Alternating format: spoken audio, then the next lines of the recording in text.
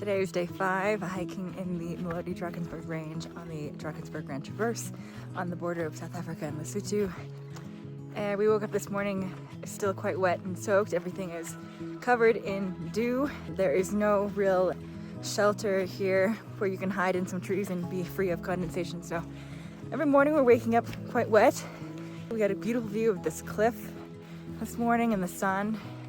It's always nice to start your day in the sun. It's always harder to start your day in the rain. I think it's gonna rain again tonight, or at least in the afternoon, but hopefully this morning it'll be nice and warm for us to get started and moving. Everything that I have is pretty wet. As you can see, a lot of stuff in my backpack is out because it's wet and needs to dry in the sun a little bit. My socks are totally wet. My shoes are wet. Everything's very cold. Yeah, good day. I have a lot of respect for ankles. We are walking in the kind of terrain that would easily sprain an ankle. You need good enough balance and strength to right yourself when you inevitably step on a tuft of grass that collapses into nothing, or step into a hole concealed by plants. The taxing unevenness of the terrain does not seem to translate in video. We woke up with quite a bit of dew this morning, so much of the day was spent looking for enough sun to dry things. We repeatedly lost each other in and out of the mist. At one point shortly after passing right next to a double rainbow, we lost Tim and Jono for so long that we sat for a while calling and whistling and whooping for them. I even tried my loudest scream. Turns out the whooping carries farthest. It was the only thing they heard, not even the scream. Even with the on and off mist, we found a good spot for a swim, and some of us went skinny dipping, which I skipped because I'm a chicken about getting in cold water. Hey, I'm Tim. I'm a South African and I invited these guys to come hike, and I want to one day be as unique as Jess. I think that was perfect. This is Dan. Hello, I'm Dan.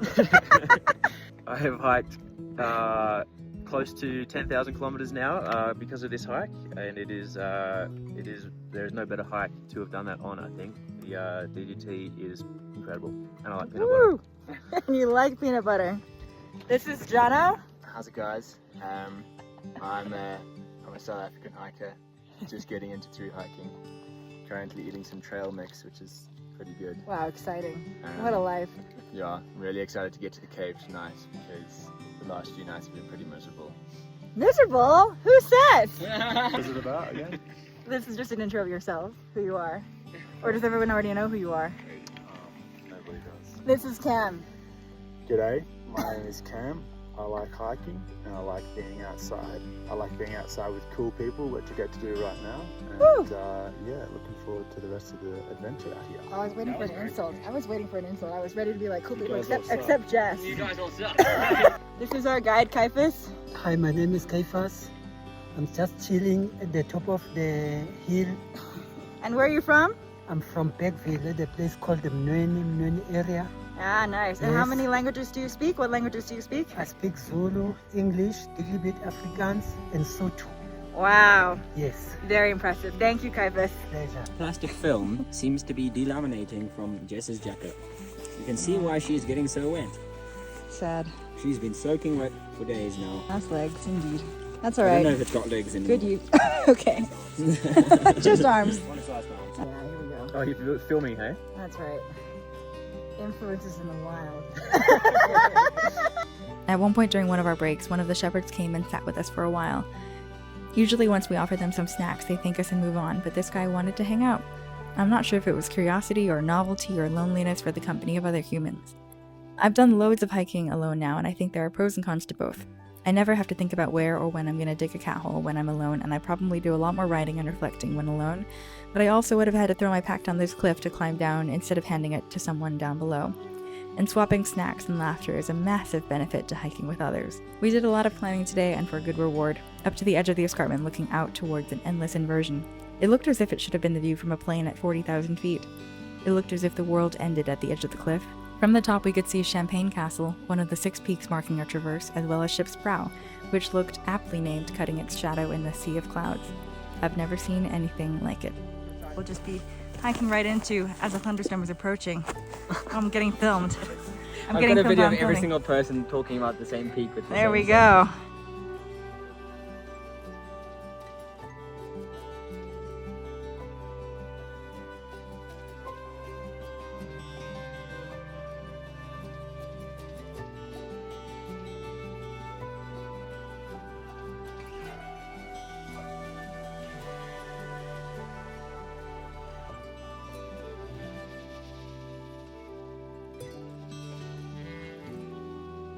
Champagne Castle, Ship's Prow, Sea of Clouds.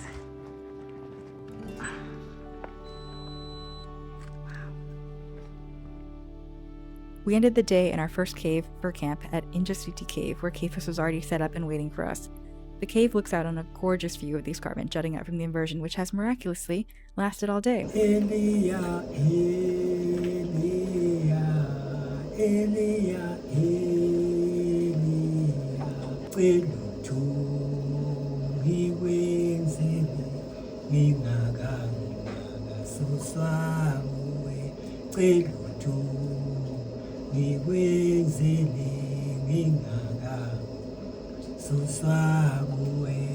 It sings like that. Wow, that's beautiful!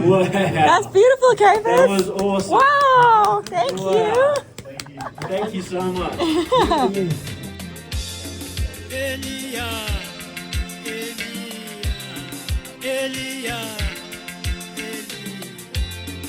So we are now at camp at Inasuti Cave, which is just south of Mafadi, which is South Africa's highest peak. And we have this amazing view of the clouds, the inversion that's been here all day, as well as Champagne Castle.